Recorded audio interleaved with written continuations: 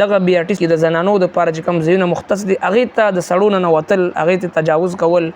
او په برقو کې چې دی سړي راتلل د زنانو منځ کې ناستل، د دې بسونو کې باقاعده راډونه ولګولی شو د زنانو د نارینهو د زنانو په منځ کې. بسم الله الرحمن الرحیم. عزتمندو موږ او تاسو په دې پېښور کې چې کوم بي آر ټي کې موږ سفر کوو، موږ ته د هغه تکلیف او مشقت والا دور هم یاد دی چې موږ 24-25 سال نه په دې حیدرآباد کې اوسېږو او بیا چا سوچ وکړو، فکر وکړو، زمونږ د اسلامي او زمونږ د پښتون د معاشرې او د ثقافت مطابق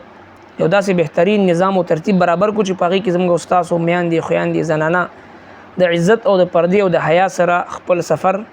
هغه کولی شي، تګ راتګ کولی شي. دا د الله تبارک وتعالی یو نعمت دی چې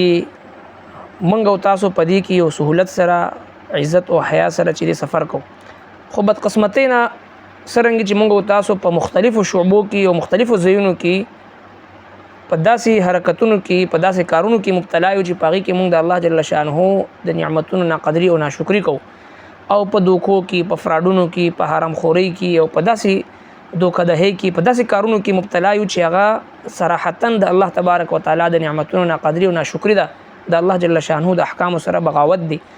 دغسې په دې څیز کې هم موږ او تاسو د حد نه تجاوز کوو. په دې موجوده وخت کې چې ګورو چې دغه بي آر ټي سروسز کې په بسونو کې د زنانو د لپاره چې کوم ځایونه مختص دي هغې ته د سړو نه وتل، هغې ته تجاوز کول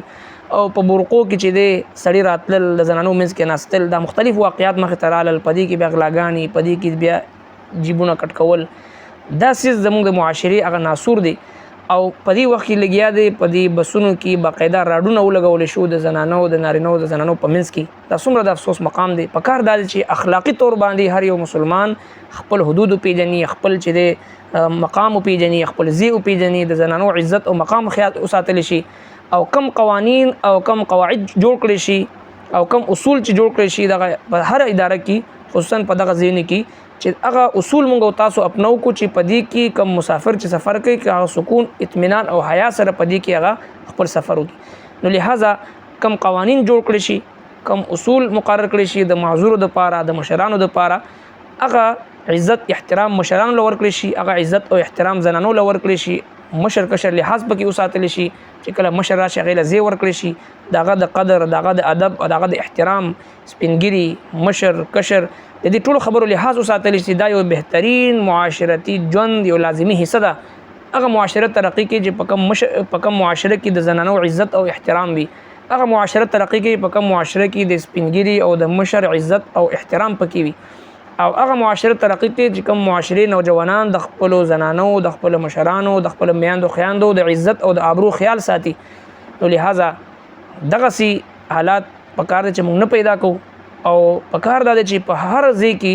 یوازې په دې بي آر ټي بس کې نه بلکې د معاشرې کم شعبې سره زموږ استاسو تعلق وي، په هغې کې د الله او د الله د رسول او د معاشرتي اصولو او اخلاقیاتو لحاظ او خیال موږ او تاسو وساتو،